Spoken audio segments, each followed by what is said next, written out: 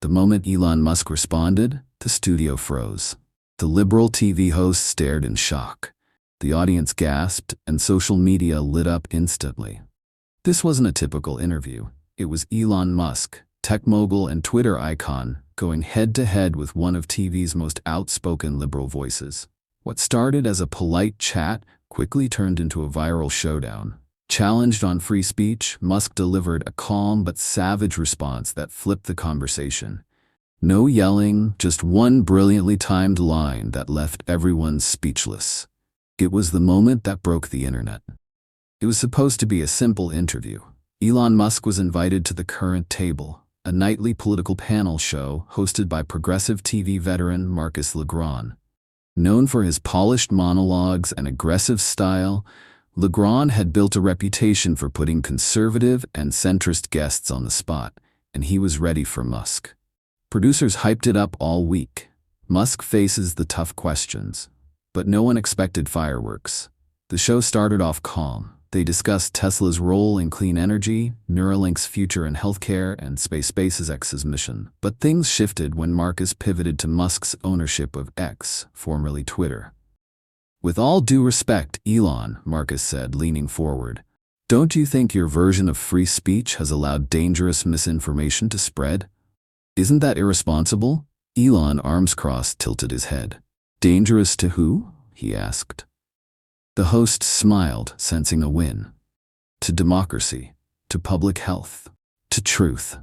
And just like that, Musk fired back, with one of the coldest burns in live TV history.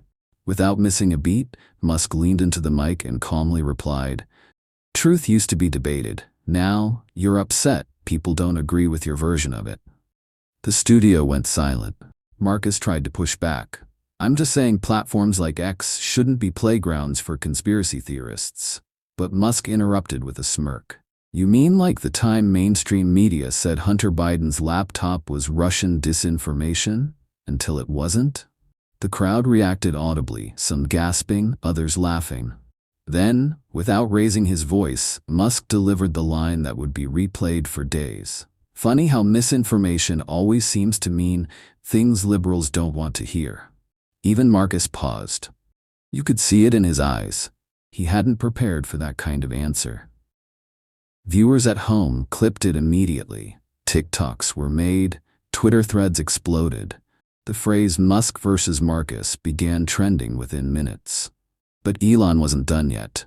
Marcus attempted to regain control of the conversation. "But don't you think platform owners have a moral obligation to filter hate speech and fake news?" Musk didn't flinch. "Free speech isn't about protecting opinions you like," he said. "It's about allowing speech you hate. That's the whole point." The liberal host raised his eyebrows. "So you're okay with platforms being used to spread lies?" Elon shot back. "Are you okay with corporate media pushing narratives that turn out to be false? Iraq, COVID, censorship of dissenting scientists. Where's the accountability there?" At that moment, the audience burst into applause, something that rarely happens on the Current Table. Musk had flipped the narrative. He wasn't just defending X, he was exposing the media's double standards, all with a cool, almost amused demeanor. No yelling, no insults, just logic, wrapped in wit. And Marcus, he was scrambling to change the subject. The clip of Musk's response was everywhere. YouTube saw millions of views within hours. Reaction videos flooded the algorithm. Conservative commentators hailed it as the best live takedown of the year. Even some moderate viewers admitted Musk made a few good points. Twitter X was flooded with memes. One showed Marcus holding 2 cards labeled "Gotcha questions," only to be deleted by a Tesla robot. Another meme read, "When you bring a knife to a SpaceX laser fight." Podcasts broke it down line by line. One panelist said, "What made Elon's performance so devastating wasn't what he said. It's that he said it without even trying. He made the host look like a professor caught plagiarizing." And then came the unexpected twist. Liberal outlets quietly edited the interview clips on their YouTube pages, cutting out the most brutal moments. But by then it was too late. The internet never forgets. Even Elon himself tweeted a short clip of the moment with one word, "Oops." It racked up millions of likes. Days later, Marcus Legrand addressed the moment on his show. "I still stand by my questions," he said, "but I'll admit, Elon got the better of me." It was a rare moment of honesty and possibly damage control. Elon, meanwhile, used the spotlight to double down on his message. In a follow-up interview, he clarified, "This isn't about left or right. It's about whether we value open dialogue or not.